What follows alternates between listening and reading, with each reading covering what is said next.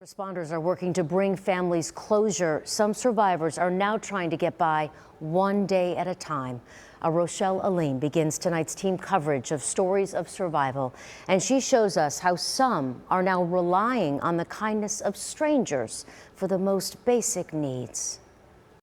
It's Gatorade in there as well. What may look like a quick picnic at the park is actually a lifeline in the form of mashed potatoes and meatloaf for those struggling with homelessness. It's what I do. This is stop number 5 of the day for homeless advocate Ramona Miller, who says the calls for food started coming in the day after the storm. At 12 o'clock, about 12:15, I was called saying, Mona, we need food.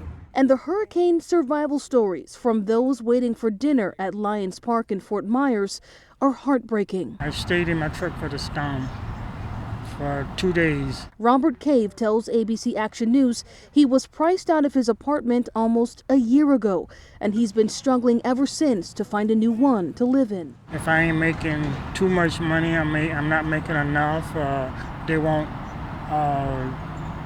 3 times the amount of my income, and I can't afford to do that. Aaron Gibbs says he had a place to stay for the storm, but after leaving that temporary shelter, he's back to square one. I mean, everybody's only a rock throw away from being in the same predicament I'm in. In the wake of the storm, he says he's struggling to find the resources he needs to help him get back on his feet. I got you beat.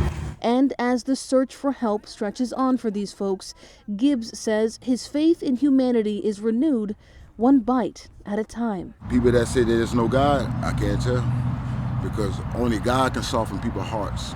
Only God can push a person to do these things where they ain't get nothing for but a thank you. In Fort Myers, Rochelle Aline, ABC Action News.